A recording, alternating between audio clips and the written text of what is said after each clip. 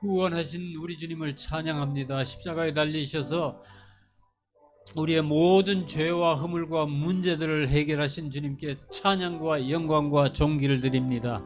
사랑하신 하나님 아버지, 오늘도 세상은 자기들의 발전과 성취를 자랑하고 자기 이름을 높이고 자기를 위해 기념부를 세우느라 분주하지만, 주님, 우리는 구원하신 주님을 찬양하고 당신의 이름을 높여드리길 소원합니다. 하나님만이 우리의 소망이시고 우리의 삶의 이유시고 우리가 바라볼 이심을 고백합니다. 주님, 한 주에 이렇게 한두 시간만이라도 주님, 우리가 세상을 완전히 잊어버리고 또 우리 자신도 잊어버리고 온전히 주님만을 바라보고 찬양하고 감사하는 저희들 다 되게 도와주시기를 원하고 기도합니다. 존귀하신 주님, 우리에게 서로 사랑하고 섬길 작은 공동체를 허락하신 것을 감사드립니다. 주님의 몸된 교회가, 우리 교회가 이 땅에서 아버지의 뜻을 받들고 따르는 믿음의 공동체가 되게 도와주세요. 주님, 우리는 연약하나 우리 안에 사시는 주님은 세상을 이기신 하나님이신 줄 믿습니다. 놀라우신 하나님의 능력, 지혜와 사랑으로 우리 교회를 일으켜 주시고 하나님의 거룩한 임재하심이 있는 예배를 드릴 수 있기를 소망하고 기도합니다. 오늘도 저희들에게 주신 하나님 말씀을 감사드립니다. 귀한 주의 말씀 하나도 놓치지 않고 잘 깨달을 수 있도록 도와주세요. 말씀을 듣고 삶에 적용할 수 있도록 지혜를 주시고 각자에게 필요한 계시를 우리가 받을 수 있도록 도와주시기를 원하고 기도합니다. 특별히 우리가 마음을 모아서 기도하고 있는 우리 박영진 자매님, 주님, 힘든 치료를 받으면서 그렇게 견딜 수 있도록 힘 주심을 감사드립니다. 자매님 안에 하나님의 생명으로 넘치게 해주세요. 아버지, 그래서 모든 몸 안의 모든 올간들과 세포들과 뼈들과 핏줄들이 하나님이 지으신 처음 상태로 돌아가서 제자리를 찾고 제 기능이 회복될 수 있도록 하나님 간섭해 주시고 기적을 보여주시고 또 도와주시기를 원하고 기도합니다. 주님, 믿습니다.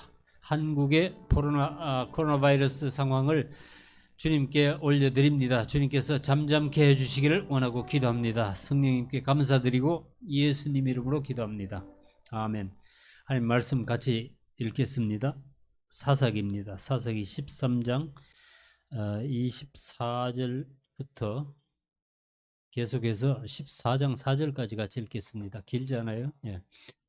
그 여인이 아들을 낳음에 그의 이름을 삼손이라 하니라. 그 아이가 자라매 여호와께서 그에게 복을 주시더니 소라와 에스타올 사이 마하네단에서 여호와의 영이 그를 움직이기 시작하셨더라. 삼손이 딥나에 내려가서 거기서 블레셋 사람의 딸들 중에서 한 여자를 보고 올라와서 자기 부모에게 말하여 이르되, 내가 딥나에서 블레셋 사람의 딸들 중에서 한 여자를 보았사오니 이제 그를 맞이하여 내 아내로 삼게 하소서 하며, 그의 부모가 그에게 이르되, 네 형제들의 딸들 중에나 네 백성 중에 어찌 여자가 없어서 네가 할례받지 아니한 블레셋 사람에게 가서 아내를 맞으려 하느냐 하니, 삼손이 그의 아버지에게 이르되, 내가 그 여자를 좋아하오니 나를 위하여 그 여자를 데려오소서 하니라. 그때 블레셋 사람이 이스라엘을 다스린 까닭에 삼손이 틈을 타서 블레셋 사람을 치려 함이었으나 그의 부모는 이 일이 여호와께로 나온 것인 줄은 알지 못하였더라. 아멘. 자리에 앉으시기 바랍니다.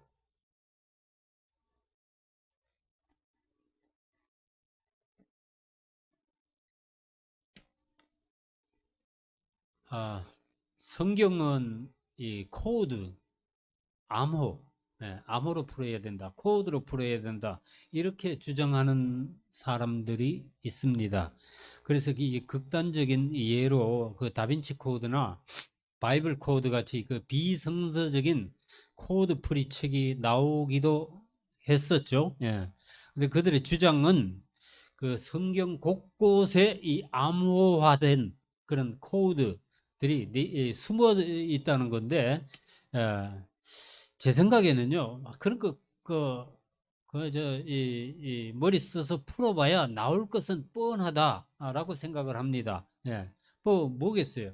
그리스도가 나오겠죠. 십자가, 교회 나오겠고, 하나님의 나라, 예수님의 재림, 뭐 이런 것들 아니겠는가? 예.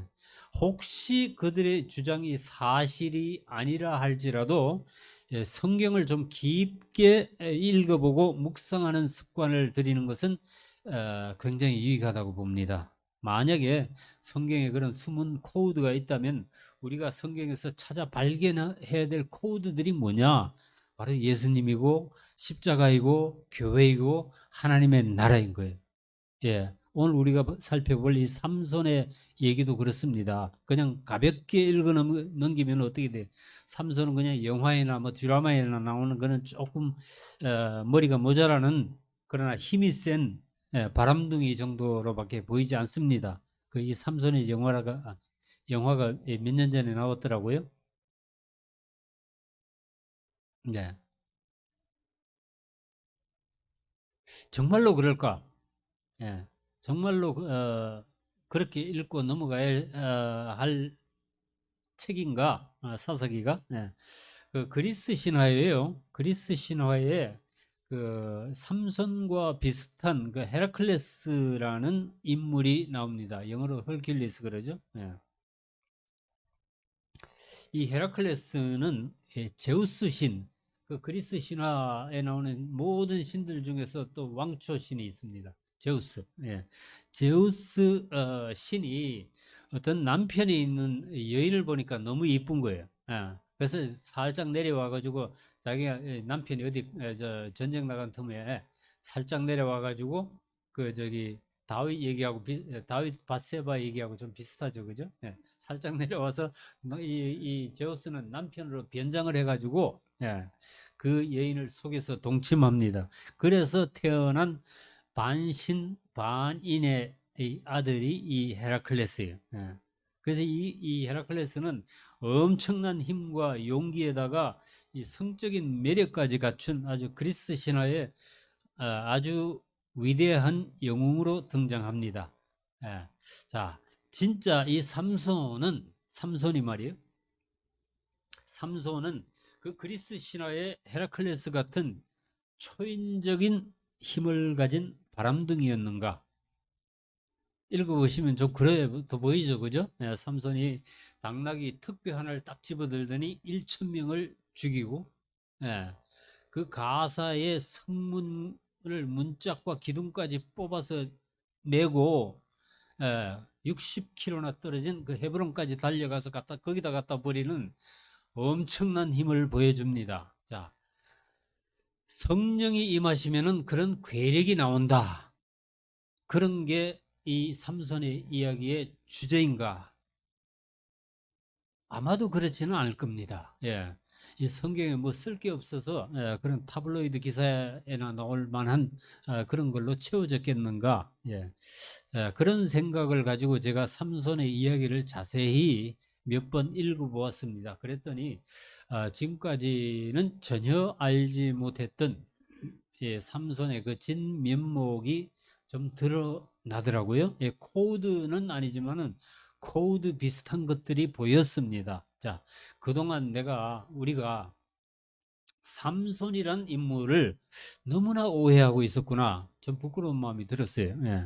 왜 삼손의 이름이 그 히브리서 11장의 믿음의 명예의 전당에 그 이름이 올라가 있는지 조금은 이해가 되었습니다. 자, 내가 그동안 무엇을 오해하고 있었던가 하면은 이 삼손은 그냥 힘자랑이라 하는 워머나이저, 남봉꾼이 아니었다는 사실이에요. 예.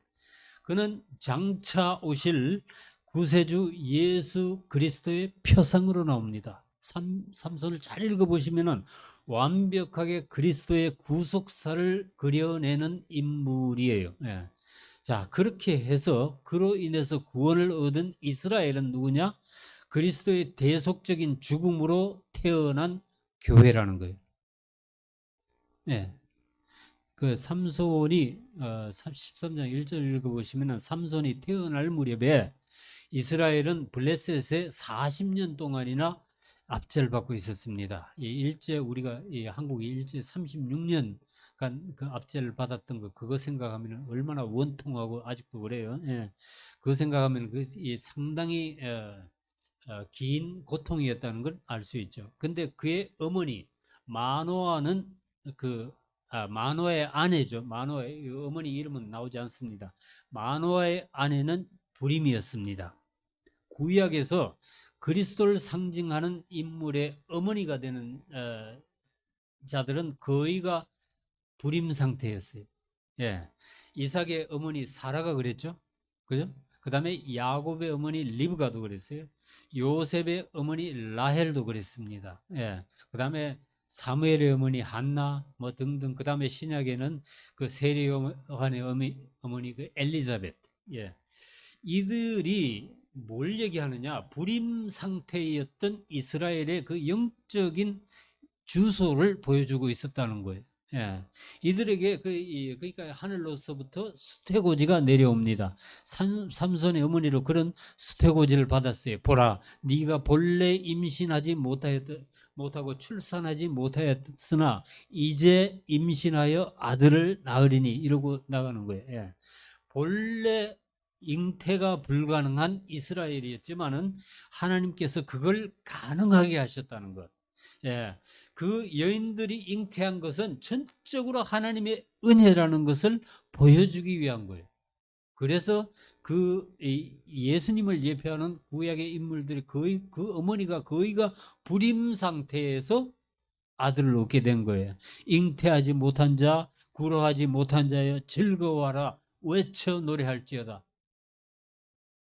그 이스라엘의 메시아를 주신 것은 인류에게 예수를 주시고 이 땅에 그분의 신부 교회를 남겨두신 것은 전적으로 이거는 하나님의 은혜다라는 것을 증거하고 있는 거예요. 성경이. 예.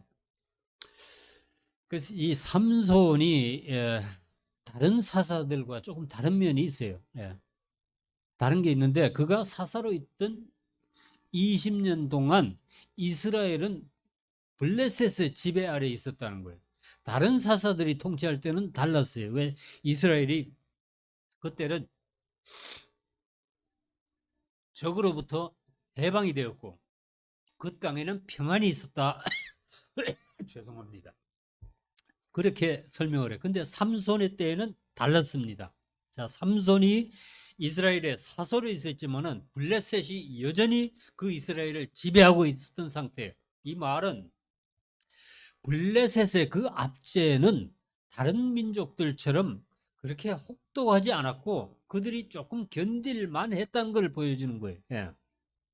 오히려 읽어보면은 이스라엘 사람들은 그 블레셋의 문화에 동화되고 그들의 신을 받아들이고 그들과 혼인을 주고받으면서 적당히 그렇게 동거하는 형편이었어요. 예, 이것은 오늘날 하나님의 교회가 세상과 적당히 어울려 살면서 세상과 별로 구별이 안 되고 그 다음에 교회에는 그냥 세상 문화가 점령하고 이렇게 잠식해 들어오는 그런 상태를 보여주는 거예요. 예. 엊그제 뉴스를 보니까 지금 아프가니스탄에서 미군들이 철수를 하고 있잖아요. 근데 미군이 떠난 곳을 탈레반이 바로 접수해서 그들 그 영역을 넓혀가고 있다고 그러네요. 예. 뭐야 이거 저 한국말에 그런 말이 있죠. 옛날 말에 무호동중 이자코. 예. 호랑이 떠난 동굴에 즉시 이리가 들어와서 호랑이 노릇을 한다는 거예요. 예. 그 마귀는 그 에베소 말씀처럼 틈을 주면 안 돼요. 틈을 줘. 발 디딜 틈만 주면은 밟고 올라온다는 거예요. 예. 몇 절이? 에베소서 어디? 4장 30절인가 27절인가 보세요. 예. 자, 오늘 우리가 읽은 그 본문은 삼손이 태어난 이후에 처음으로 나타나는 그의 행적입니다. 자, 그 여인이 아들을 낳음에 그의 이름을 삼손이라 하니라. 그 아이가 자라매 여호와께서 그에게 복을 주시더니 소라와 에스타올 사이 마하네단에서 여호와의 영이 그를 움직이기 시작하셨더라. 삼손의 부모는 경건한 사람들이었습니다. 특별히 그 엄마가 아주 지혜롭고 영적으로 예민한 여인이었어요. 그 여인이 아들을 낳아 삼손이라고 이름하고 그 하나님께서 명령하신 대로 나실인의 규례를 따라서 아이를 길렀습니다. 여호와께서 그 아이에게 복을 주셨다 그랬죠. 그 다음에 여호와의 영이 그에게 임하시고 그를 이끌어 가십니다. 이 마하네다는 영어로 보면은 뭐라 그랬냐면은 in the camp of Dan 그랬죠. 예. 그러니까 단 지파 사람들의 진영이란 뜻이에요. 마하네 단. 예. 단 지파 사람들이 그때 거기서 살았거든요. 예. 근데 여기서 여호와의 영이 그를 움직이기 시작하셨다라는 말은 그가 자라는 동안에 하나님의 뜻대로 살았다는 것을 보여주는 거예요. 예. 그런데 그 다음에 이어지는 기사가 우리를 약간 혼동스럽게 합니다. 삼손이 딥나에 내려가서 거기서 블레셋 사람의 딸들 중에서 한 여자를 보고 올라와서 자기 부모에게 말하여 이르되 내가 딥나에서 블레셋 사람의 딸들 중에서 한 여자를 보았사오니 이제 그를 맞이하여 내 아내로 삼게 하소서 하매 자 삼손이 딥나로 내려간다 그러죠. 이 내려간다는 표현이 약간 우리한테 독자에게 불안감을 줍니다. 딥나는 어디냐? 블레셋의 영역입니다. 딥나. 모태로부터 나실인인 이 삼손이 율법을 어기고 이방 여인과 결혼을 한다는 것은 도저히 허용될 수 없는 일이었어요. 그런데 그런 하필이면은 이 블레셋 여자와 결혼을 하게 되려고 아주 때를 쓰고 있어요. 그래서 우리가 이런 걸 우리가 읽을 때는요, 이것도 이 어떤 하나님의 셋업이 아닐까 이런 생각을 해보아야 돼요. 무슨 말이죠? 호랑이를 잡으려면은 호랑이 굴에 들어가야 된다. 그런 속담이 있잖아요. 그죠? 그 하나님께서 이 블레셋을 치기 위해서 그를 삼손을 블레셋으로 들어가게 하시고 그렇게 하시려고 삼손이 블레셋 여인에게 홀딱 반하게 만드신 거예요. 아무도 그런 하나님의 뜻을 이해하지 못했습니다. 물론 그 경건한 그의 부모는 막 펄쩍 뛰면서 반대를 했죠. 그 다음 절 읽어보시면요.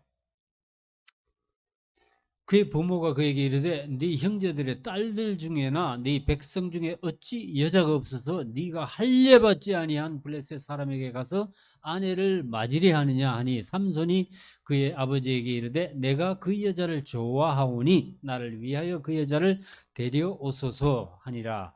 그 당시 풍습은요, 그나마 요즘 풍습보다는 조금 나아요. 그래서 이게 이 사람이 장가를 가려면은 부모의 동의를 받아야 됩니다. 그래야 결혼할 수 있었어요. 근데 아이고 세상에 어디 자식 이기는 부모가 있습니까? 삼손이 부모를 아주 박박 조릅니다. 이유는 한 가지예요. 내가 그 여자를 좋아하오니. 요즘 철없는 목사의 아들처럼 아들들처럼 삼손이 그냥 자기가 좋아하는 것에 막 대시하는 그런 자였던 것 같아. 자, 삼손이 그래서 후에 읽어보면요. 가사에 내려가서 그 기생에게도 들어가서 자고요. 그 다음에 또 그 후에는 소래골짜기에 그 유명한 들릴라라는 여인을 사랑했다고 그럽니다.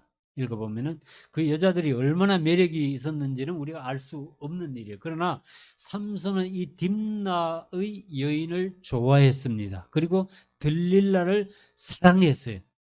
그것뿐이에요. 이것은 그리스도께서 이 전혀 사랑받을 만한 것이 없는 교회를 사랑하시고 위하여 목숨을 내어 주신 것과 똑같습니다. 자, 교회를 얻으시기 위해서 목숨을 내놓은 거죠. 마치 그 솔로몬이 그 포도원지기 여인이었던 그 술람미를 사랑한 것과 똑같습니다. 술람미는 읽어보시면요, 얼굴이 타서 까무잡잡했고 포도원에서 일을 하고 있었으니까, 그리고 비천한 여인이었습니다. 반면에 그 대조되는 예루살렘 여인들은 피부가 희고 고왔습니다. 근데 이상한 것은 솔로몬 왕이 이 술람미를 한번 본 후로는 이 여인에게 빠져서 헤어나지를 못하더라는 거예요. 조건 없이 그가 그녀를 사랑하는 거였어요. 술람미도 왜 저 왕이 나를 그렇게 사랑하는지 이해할 수 없었어요. 그녀는 스스로 보기에도 너무나 못나고 미천하고 부끄러운데 왕은 보니까 자기만을 사랑하더라는 거예요. 그래서 이렇게 얘기하잖아요. 예루살렘 여인들아 미안하다. 그러잖아요. 예? 나도 모르겠다. 왕이 왜 이렇게 촌딱 같은 나를 사랑하는지 나는 금지만은 I'm black 그랬어요. 예. 나의 피부는 게달의 장막같이 그렇게 거칠지만 사랑스럽다. 왜냐? 왕이 나를 사랑하심으로. 예. 이 술람미 여인이 바로 그리스도를 신랑으로 모신 하나님의 교회를 상징합니다. 예. 아마 그 호세아 선지자의 아내 고멜도 그렇게 혼자서 중얼거렸을 거예요. 예. 저희는 왜 나를 사랑하는지 몰라? 내가 맨날 바람 피우고 애들은 팽개치고 살림은 안 하고 집을 나가고 그러는데 저 바보 같은 남편은 왜 몸값을 싣고 와서 그 몸값을 내 몸값을 치르고 나를 다시 집으로 데려가는지 알 수가 없네. 예. 안 그랬겠어요, 여러분? 이 우리 하나님이 이렇게 바보 같은 분이세요. 예. 어떤 바보예요? 사랑의 눈먼 바보예요. 호세아는 그 신랑 되신 주님을 데몬스트레이트 하고 계시는 거고 그 음란한 아내 고멜은 교회예요. 바로 저와 여러분들이죠. 예. 우리를 향한 하나님의 사랑하심과 이 선택하심이 이렇게 일방적이라는 겁니다. 요한복음 15장 16절 말씀이죠. 너희가 나를 택한 것이 아니요 내가 너희를 택하여 세웠나니 그랬어요. 예. 우리의 선택이 아니란 거예요. 우리는 몰라요. 예. 왜 하나님께서 우리를 사랑하시는지, 왜 그분이 우리를 위해서 십자가에 달려 죽으셨는지 우리는 절대로 이해할 수 없습니다. 예. 자, 그래서 이 삼손이 이쁜 여자를 보고 정욕에 이끌린 것처럼 보이지만 실제로는 그가 성령의 이끌림을 받고 살고 있었다는 증거가 바로 다음 절에 등장합니다. 14장 4절이 이거 혹시 넘길 수 있나요? 응? 살렘이 어디 가지? 이거 넘기 이거 그 스크립처 넘길 수 있으면 좋겠어요. 자, 그때에 블레셋 사람이 이스라엘을 다스린 까닭에 삼손이 틈을 타서 블레셋 사람을 치려 함이었으나 그의 부모는 이 일이 여호와께로부터 나온 것인 줄은 알지 못하였더라. 이게 아닌데? 아니,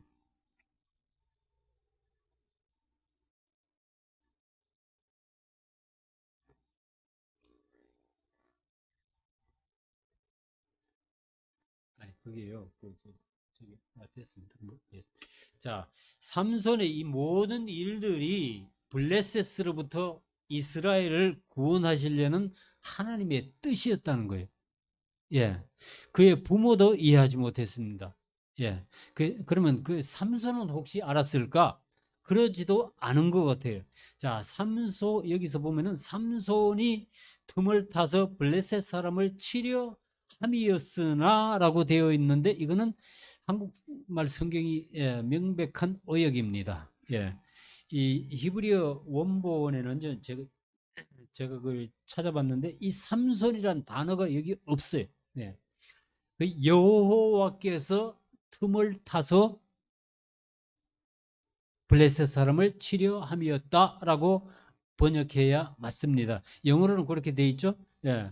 제가 저 빨간 글자로 해놓은 것 that he was looking for an occasion against Philistine 그랬죠. 예.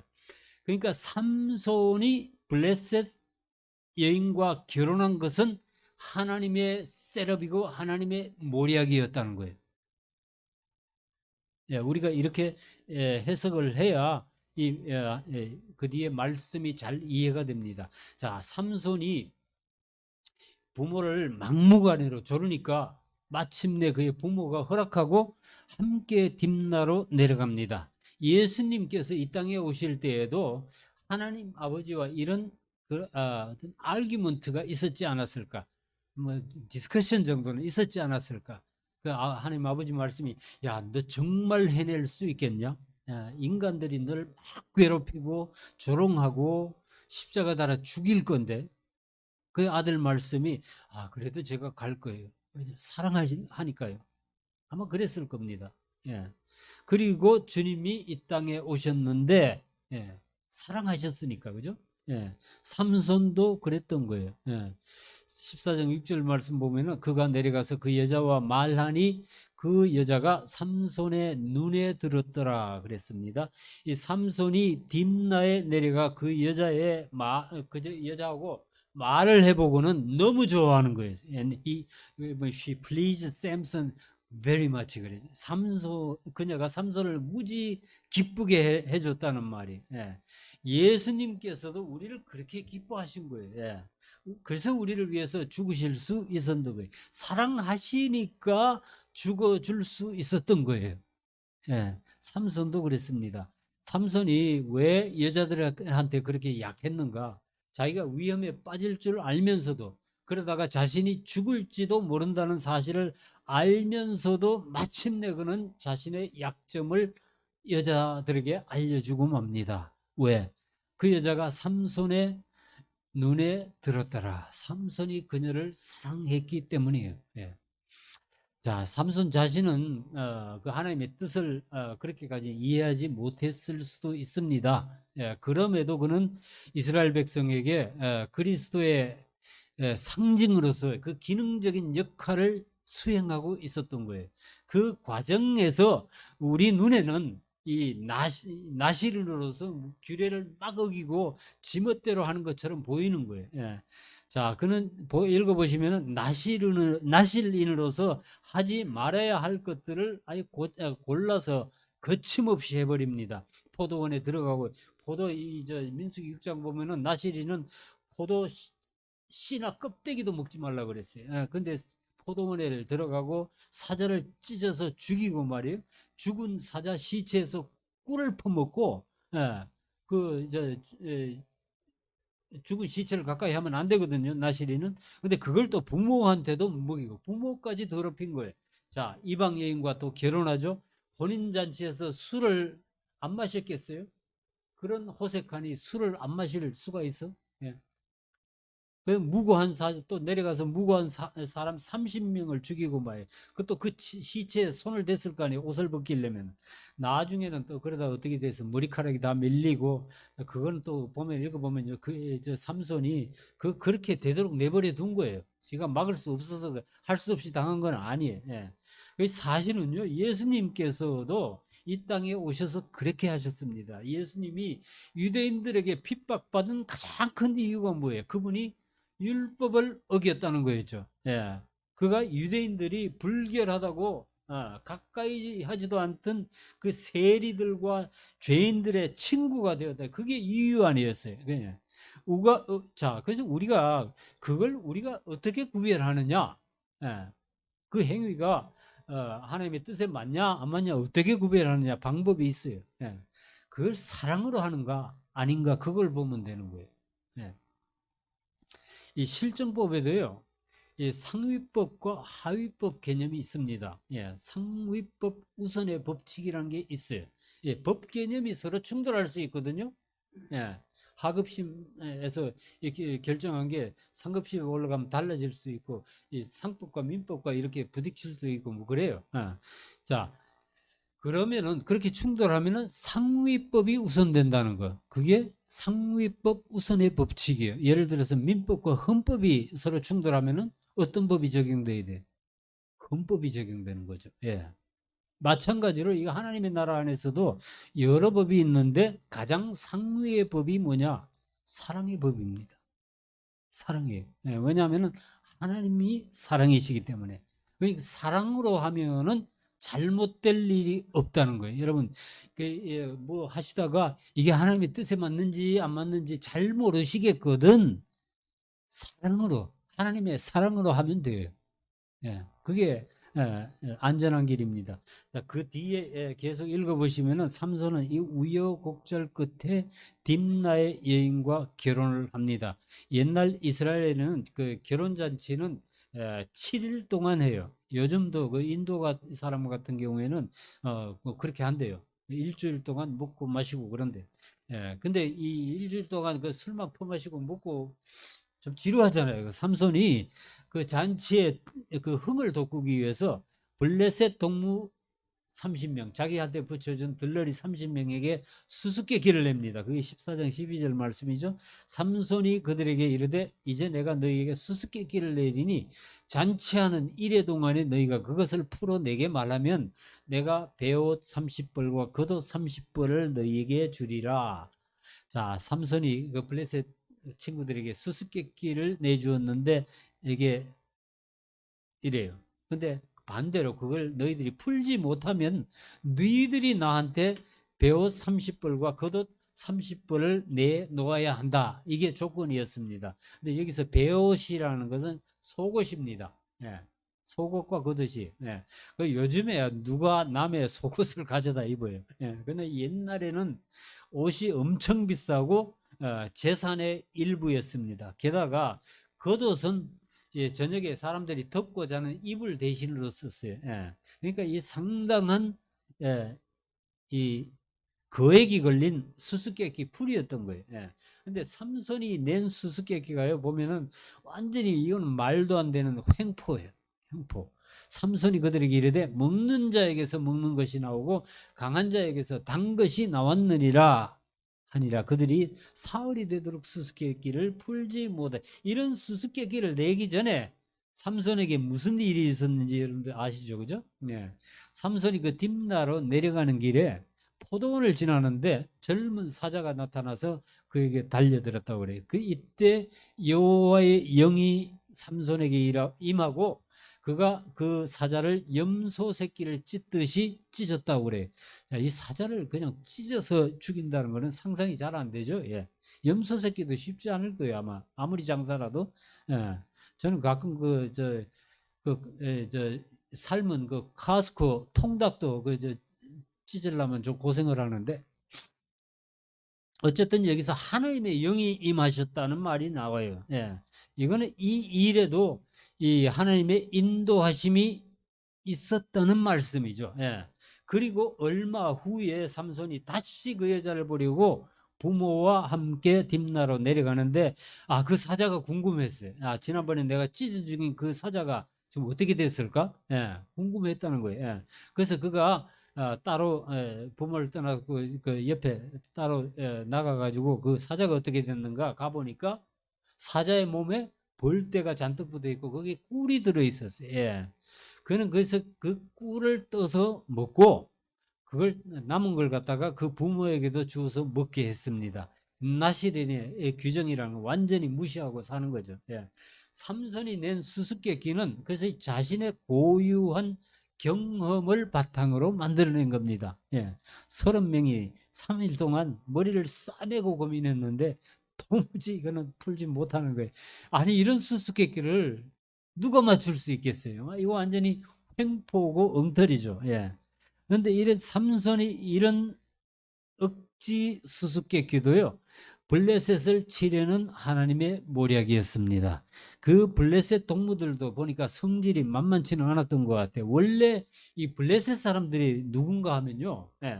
그 그리스 남부에 그 그레데 섬이 있잖아요. 크레타. 그레데 섬에 살던 사람들 거기서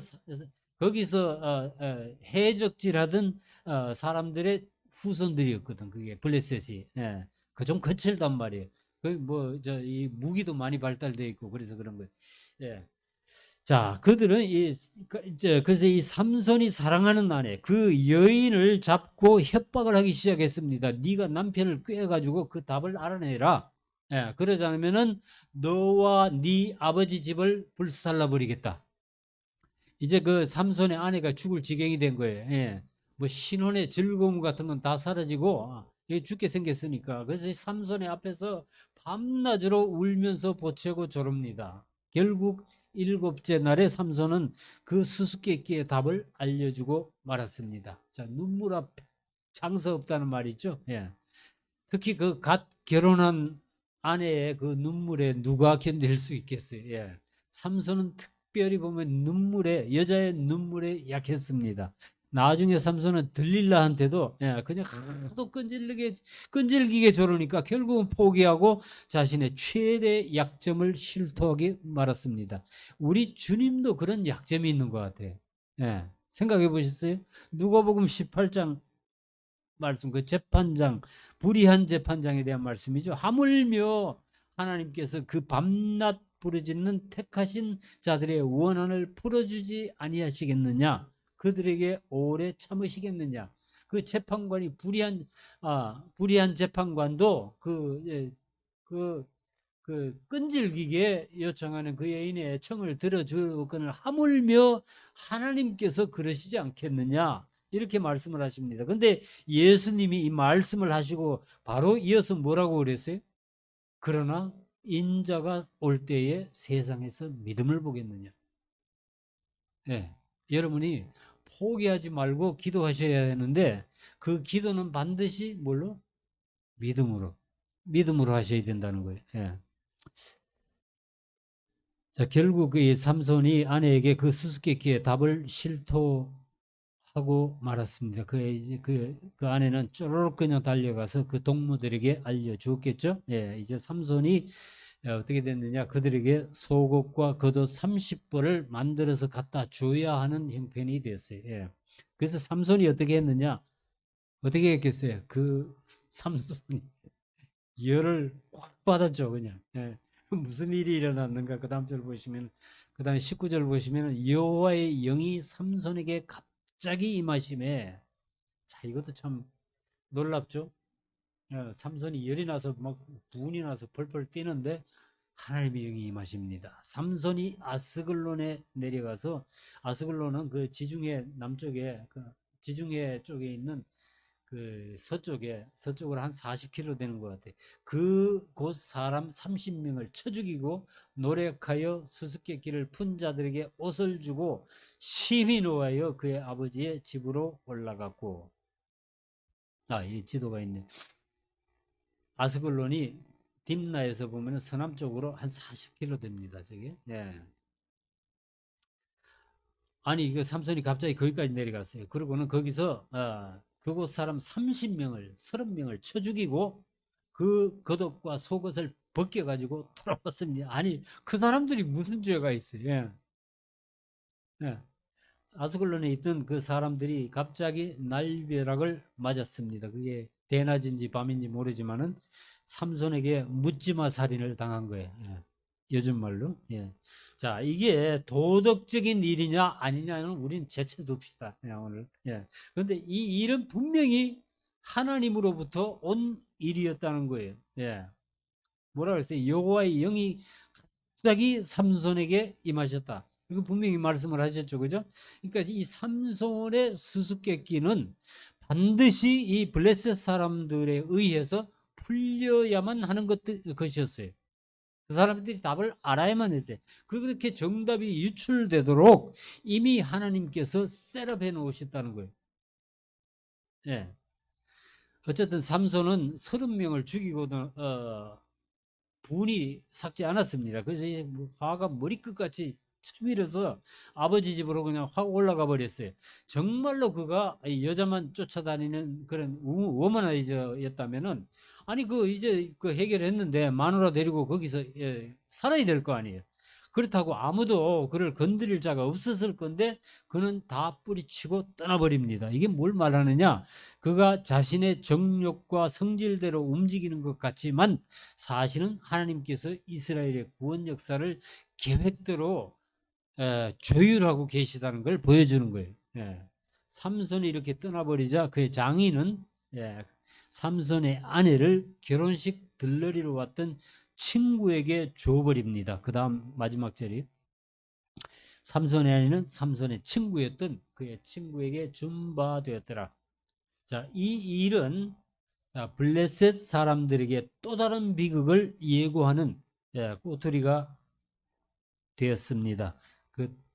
다음에 이어지는 말씀은 다음 시간에 우리가 다시 공부하도록 하겠습니다. 오늘 말씀을 통해서 우리가 배워야 할 것 몇 가지가 있어요. 첫째는 우리의 어리석음을 통해서도 하나님께서는 그분의 계획대로 이 역사를 이끌어가고 계시다는 사실이에요.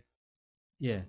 두 번째로는 우리가 그 힘센 삼손을 부러워할 것이 아니라 성령의 이끌림을 받아야 한다는 겁니다.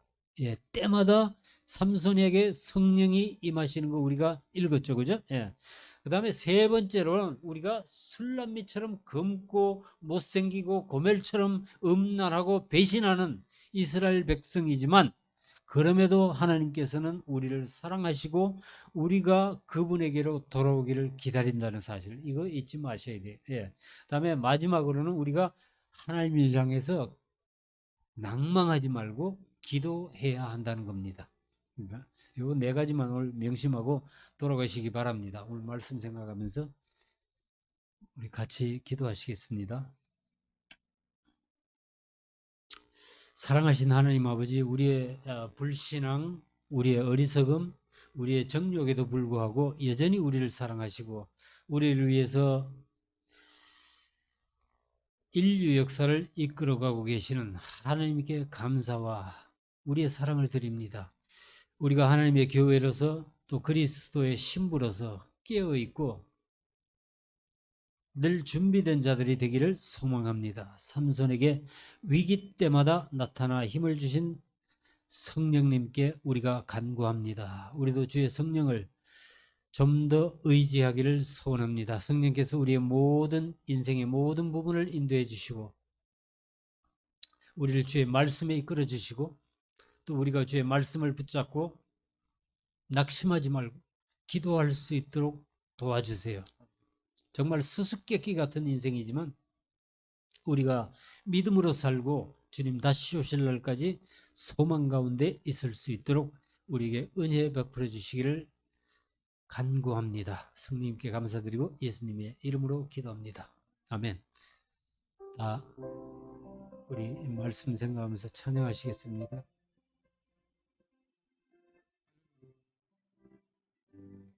놀라운 구세주 찬양하시겠습니다.